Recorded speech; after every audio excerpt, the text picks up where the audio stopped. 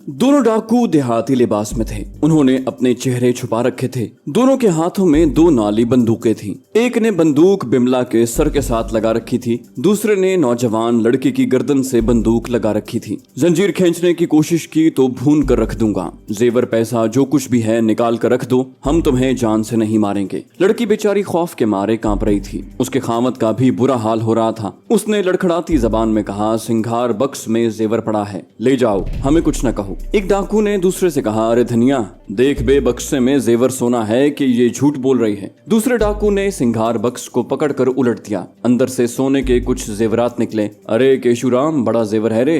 और वो सोने के जेवरों को अपनी सदरी की जेब में ठूसने लगा। दूसरे डाकू ने खिड़की में से बाहर झांक कर देखा और बोला, बंधेला का स्टेशन आ रहा है। पहला डाकू बोला, गाड़ी हौले होगी तो कूद जाएंगे। उन्होंने जेब से रस्सी निकाल कर लड़के और लड़की के हाथ पांव बांधे और बैठकर बातें करने लगे। मैंने नागिन दुर्गा के सर के करीब मुंह लेकर सरगोशी में कहा, इन्हें छोड़ना नहीं चाहिए। नागिन दुर्गा ने हल्की सी फुनकार की आवाज के साथ सरगोशी में कहा, ये खूनी लोग हैं, मैं उधर वाले को पकड़ती हूँ। चलती गाड़ी के शोर में हमारी आवाजें सुनना नामुमकिन था। दोनों डाकू अब बीड़ियां पी रहे थे और जेवरों को निकाल कर देख रहे थे। एक ने बिमला और उसके खामद की तरफ देखकर पूछा, अबे सालो, ये नकली तो नहीं है? दहशतजदा नौजवान ने आजिजी से कहा, असली हैं, हमको माफ कर दो, ये जेवर मेरी माता के हैं। डाकू ने उसे गाली दी और बोला, हम माफ नहीं किया करते, तेरे भाग अच्छे हैं कि जेवर निकल आया, नहीं तो तेरी लौंडिया को उठाकर ले जाते। दोनों डाकू सामने वाली सीट पर बैठे हुए थे,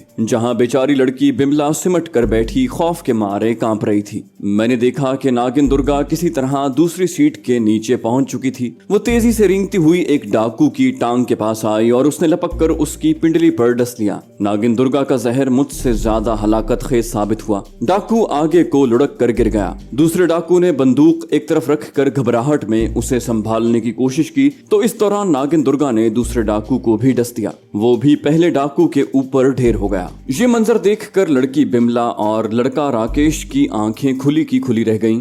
गाड़ी शोर मचाती भागी जा रही थी। लड़के ने अपने हवास को ठीक किया और बिमला से कहा, इनको दिल का दौरा पड़ गया है। बिमला रोने लगी, हे राम हे राम। लड़के ने कहा, राम ने तो हमारी सहायता कर दी है बिमला, किसी तरह मेरे हाथ पांव खोल दो, मैं जंजीर खींचूंगा। बिमला बोली, मेरे हाथ पांव बंधे हैं, क्या करूं? राकेश बोला, कोई बात नहीं, कोई स्टेशन आ रहा है, शायद गाड़ी खड़ी हो जाए, फिर शोर मचाकर गार्ड को बुलाएंगे। नागिन दुर्गा अभी तक सामने वाली सीट के नीचे ही थी। दोनों डाकुओं की लाशें एक दूसरे के ऊपर दरमियान में उल्टी सीधी पड़ी थी। बंदूकें पास ही गिरी हुई थी। ट्रेन की स्पीड कम होने लगी, फिर ट्रेन रुक गई। ये फर्स्ट क्लास का कूपे था, कोई उस तरफ ना आया। स्टेशन भी गैर अहम था। बाहर से मुसाफिरों की आवाज भी नहीं आ रही थी। लड़के ने शोर मचाना शुरू कर दिया। वो बार बार गार्ड को आवाजें देता था। फिर उसने अपना कंधा खिड़की के शीशे पर टकराना शुरू कर दिया, लेकिन शीशा न टूटा। इतने में प्लेटफॉर्म की जानिब से किसी ने शीशे में से अंदर झांक कर देखा। नौजवान लड़के ने जोर जोर से पुकारना शुरू किया। उसके बाद एक गार्ड दरवाजा खोल कर अंदर आ गया। माय गॉड, क्या हुआ सर? लड़के राकेश ने जल्दी जल्दी गार्ड को बताया कि 2 डाकू अंदर आ गए थे। इन्होंने बंदूकें दिखाकर हमारे जेवर लूटे, फिर इन्हें दिल का दौरा पड़ गया और ये गिरकर मर गए। गार्ड ने जल्दी से दोनों की रस्सियां खोली और घबराई हुई आवाज में कहा, सर मैं पुलिस को बुलाता हूँ, लाशों को हाथ न लगाएं। मैं पुलिस को बुला रहा हूँ। पुलिस शायद ट्रेन के साथ ही थी। गार्ड फौरन पुलिस के 3 सिपाहियों को लेकर आ गया। उन्होंने लाशों को देखा। एक सिपाही ने पूछा, इन्हें किसने मारा है? लड़के ने कहा, ये तो हमें मारने आए थे, हम इन्हें कैसे मार सकते थे? दूसरे संतरी ने कहा, लाशें इसी जगह रहेंगी, आगे दौलताबाद का स्टेशन आ रहा है, वहाँ आप लोगों को हमारे साथ रेलवे पुलिस हेडक्वार्टर चलना होगा। आप कहाँ से आ रहे हैं? जब नौजवान ने उन्हें बताया कि बिमला मध्य प्रदेश के किसी वजीर गुरधारी लाल की भांजी है, तो तीनों संतरियों के लहजे बदल गए। पहले वाला संतरी बोला, आप चिंता न करें जी, हम सब ठीक कर लेंगे। ये दोनों तो बड़े खूनी डाकू थे, अच्छा हुआ कि दिल का दौरा पड़ा और मर गए। आप कहाँ जा रहे हैं? नौजवान लड़के ने कहा, भोपाल जा रहे हैं। संतरी बोला, कोई बात नहीं, आपको हम तकलीफ नहीं दे सकते, जरूरत पड़ी तो आपके पास खुद भोपाल पहुंच जाएंगे। अपना अपना पता नोट करवा दें। नौजवान ने उन्हें अपना भोपाल का पता लिखवा दिया। तीनों संतरी लाशों के पास बैठ गए।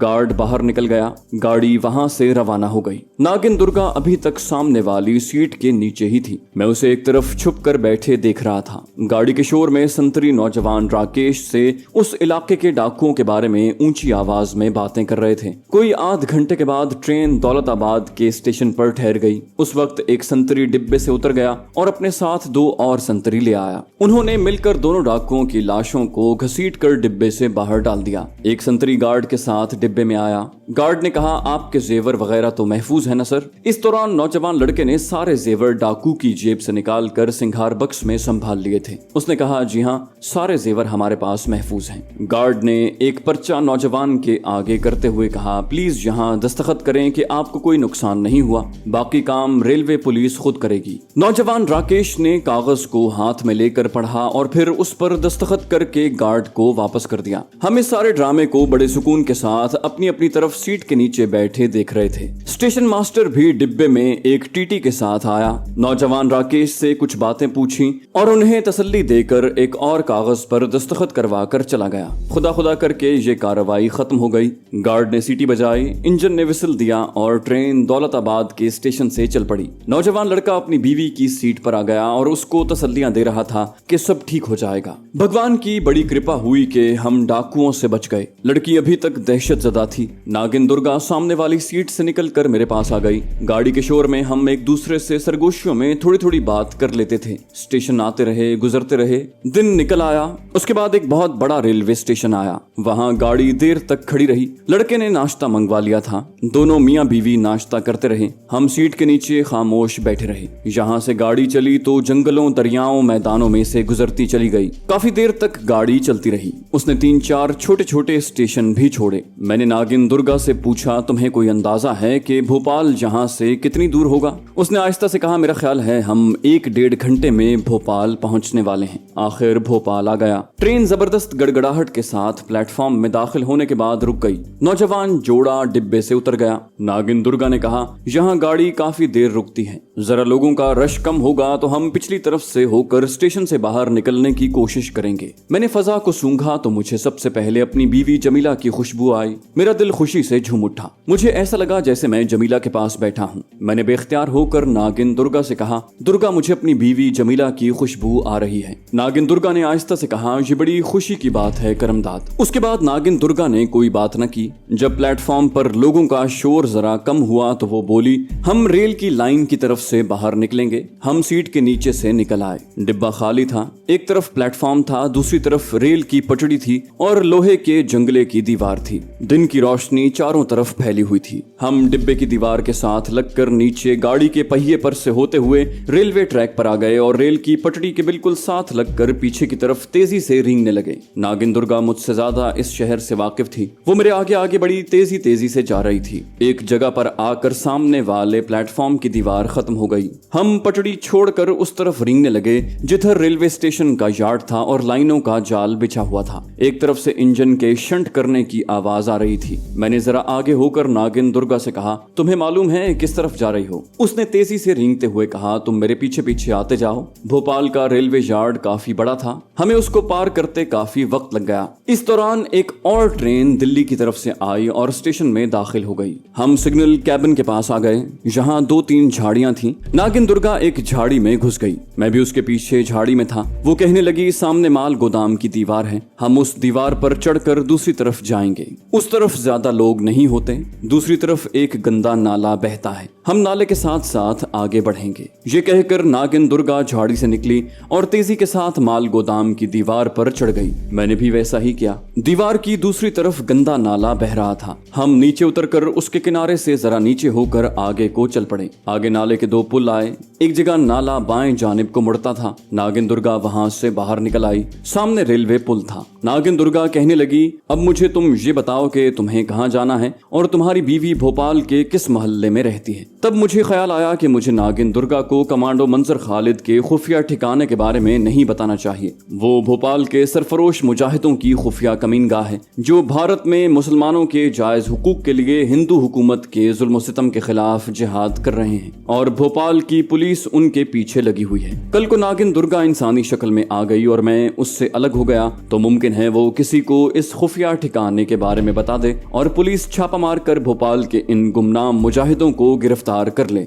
मैंने सोच लिया कि मैं उसे किसी जगह पर बैठने का कहकर अकेला ही कमांडो खालिद के ठिकाने पर जाता हूँ। मुझे स्टेशन से उस टीले तक का रास्ता मालूम था जिसके दामन में कमांडो खालिद की खुफिया हाइड आउट थी। मैंने ये सोचने के बाद नागिन दुर्गा से कहा, मुझे जगह पूरी तरह से याद नहीं है। वो बोली, तुम्हें अपनी बीवी की खुशबू आ रही है ना? मैंने फौरन झूठ बोल दिया और कहा, पहले आती थी, अब बिल्कुल नहीं आती, मगर मैं कोशिश करके उस मकान तक पहुंच सकता हूं। नागिन दुर्गा बोली, इस तरह तो हम किसी न किसी जगह फंस जाएंगे। मैंने फौरन कहा, फिर ऐसा करते हैं कि तुम किसी जगह बैठकर कुछ देर मेरा इंतजार करो, मैं अकेला अपनी बीवी के मकान पर जाता हूं। अगर वो वहां मुझे मिल गई तो मैं तुम्हें भी आकर ले जाऊंगा। अगर रास्ते में लोगों ने मुझे देखकर मार डालने की कोशिश की तो मैं अकेला किसी न किसी तरफ निकलकर अपनी जान बचा लूंगा। तुम भी मेरे साथ हुई तो हमें अपनी अपनी जान के साथ एक दूसरे की फिक्र भी करनी पड़ जाएगी। नागिन दुर्गा भी मुझे अपने साथ रखने पर मजबूर थी। मेरे बगैर वो अपनी औरत की इंसानी शक्ल में वापस नहीं आ सकती थी। कहने लगी, ठीक है करमदाद, आगे पुल के पार भैरू जी का मंदिर है, मैं वहां तालाब के पीछे झाड़ियों में तुम्हारा इंतजार करूंगी, आओ मेरे साथ। हम ऊपर की तरफ जाने की बजाय रेलवे पुल के नीचे से होकर सड़क की दूसरी तरफ आ गए। सड़क पर ज्यादा आमदोरफ्त नहीं थी। हम जल्दी से सड़क पार कर गए। अब हम एक छोटे से मैदान में उगी हुई झाड़ियों और घास में से गुजर रहे थे। नागिन दुर्गा ने मुझे दूर से दरख्तों के दरमियान एक मंदिर का तिकोनी मीनार दिखाया।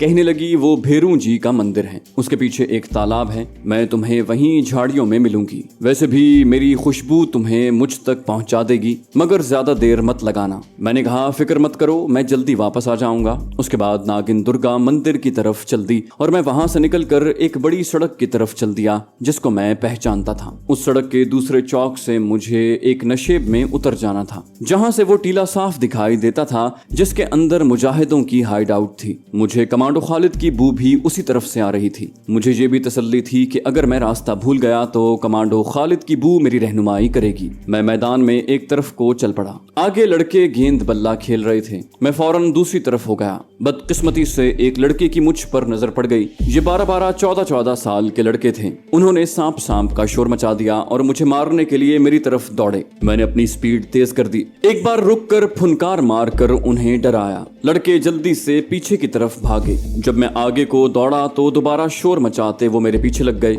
उनका सांप सांप का शोर सुनकर इधर उधर से कुछ और लोग भी आ गए और वो भी मुझ पर पत्थर फेंकने लगे। मेरे इर्द गिर्द पत्थर गिर रहे थे। मौत का सख्त खतरा था। मैं घबरा कर उस तरफ निकल गया जिधर सड़क थी। लोग मुझ पर पत्थर ईंटें फेंकते बराबर मेरे पीछे आ रहे थे। सामने एक सफेद रंग की वैगन खड़ी थी जिस पर सलीब का सुर्ख निशान बना हुआ था। ये एम्बुलेंस की गाड़ी थी। मैं जल्दी से उस गाड़ी के नीचे घुस गया और उसके पहिए के ऊपर से गुजरकर एम्बुलेंस की अगली छोटी सी खिड़की में से वैगन के अंदर आ गया। वैगन में अंधेरा था। मैंने देखा कि वैगन में एक ताबूत पड़ा था जिसका ढकना एक तरफ से हटा हुआ था। मुझे हर हालत में अपनी जान बचानी थी। मुझे और कुछ न सूझा। मैं ताबूत के अंदर दाखिल हो गया। ताबूत में किसी की लाश पड़ी थी। मुझे अपनी जान की पड़ी थी। लाश मुझे कोई नुकसान नहीं पहुंचा सकती थी। मैं तेजी से लाश के नीचे घुस गया। बाहर लोग खड़े एक दूसरे से कह रहे थे कि सांप इसी तरफ गया है, वो जरूर वैगन में घुस गया है। इतने में मुझे वैगन का दरवाजा खुलने की आवाज आई।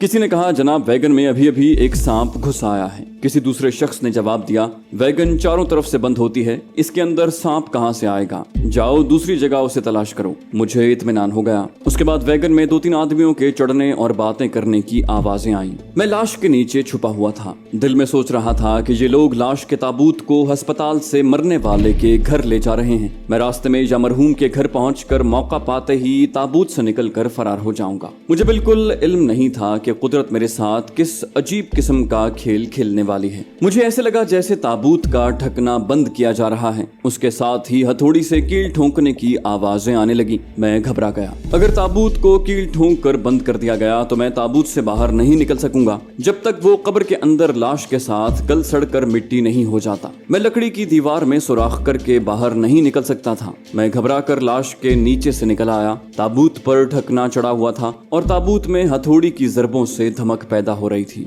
यकीन करें उस वक्त एक लम्हे के लिए मेरी आंखों के आगे अंधेरा छा गया। मैं एक ऐसे डिब्बे में एक मुर्दे के साथ बंद कर दिया गया था जहां से मेरा फरार होना नामुमकिन था। ताबूत बंद करने के बाद आदमी बाहर निकल गए। एम्बुलेंस का दरवाजा बंद हो गया और वैगन स्टार्ट होकर तेजी से किसी तरफ निकल गई। इस घबराहट में मुझे ख्याल आया कि इंसानी आवाज में शोर मचा कर बाहर निकल सकता हूँ, लेकिन खुदा जाने ये मेरी घबराहट की वजह थी या ताबूत के अंदर लाश पर लगाई गई तेज दवाओं का असर था कि मेरी आवाज हलक में बंद होकर रह गई। मैंने एक दो बार आवाज निकाली लेकिन वो ऐसे निकली जैसे मैं हिचकी ले रहा हूँ। फिर ये हिचकी भी बंद हो गई और मेरी कुव्वते गोयाई एक बार फिर जाती रही। लाश पर अस्पताल वालों ने ऐसी तेज दवाएं लगाई हुई थी कि उनकी वजह से मेरा सर चकराने लगा था। आंखों से पानी बहने लगा और कोशिश के बाद हलक से आवाज की बजाय खरखर की आवाज निकलती थी। बेख्तियार मेरे दिल ने कहा, ऐ खुदा मेरे गुनाह माफ कर दे, मुझ पर रहम फरमा और मुझे इस नए अजाब से छुटकारा दिला। लेकिन इस नए अजाब ने आगे चलकर मेरे साथ बहुत कुछ करना था। मेरे साथ ऐसे ऐसे वाकयात पेश आने वाले थे जिनके बारे में मैंने कभी सोचा भी नहीं था। एम्बुलेंस बड़ी तेज रफ्तारी से भागती चली जा रही थी। मुझे लाश की तेज दवाओं की वजह से अब ना कमांडो खालिद की बू आ रही थी और ना अपनी बीवी जमीला के जिस्म की खुशबू महसूस हो रही थी। लाश पर लगी हुई तेज दवाओं से मेरे हवास भी जवाब देने लगे थे। ताबूत में घुप अंधेरा था। अगर मैं सांप ना होता तो मुझे कुछ नजर ना आता, लेकिन मैं सांप होने की वजह से अंधेरे में देख सकता था। मैं अभी तक ताबूत की दीवार से चिमटा हुआ था। मैं नीचे लाश पर उतर आया। मैंने लाश को गौर से देखा। ये लाश किसी गोरी चिट्टी सुर्ख बालों वाली लड़की की लाश थी जो अंग्रेज लड़की लगती थी। उसने दुल्हनों वाला सफेद रेशमी लिबास पहना हुआ था। सर के बाल सफेद रेशमी फीते से बंधे हुए थे। दोनों नाजुक हाथ सीने पर बंधे हुए थे। नाखूनों पर नेल पॉलिश लगा हुआ था। कानों में सफेद मोतियों के बुंदे थे। मालूम होता था कि शायद उस अंग्रेज लड़की का ब्याह हो रहा था कि दिल का दौरा पड़ने से मर गई और उसे दुल्हनों वाले लिबास में ही दफनाया जा रहा था।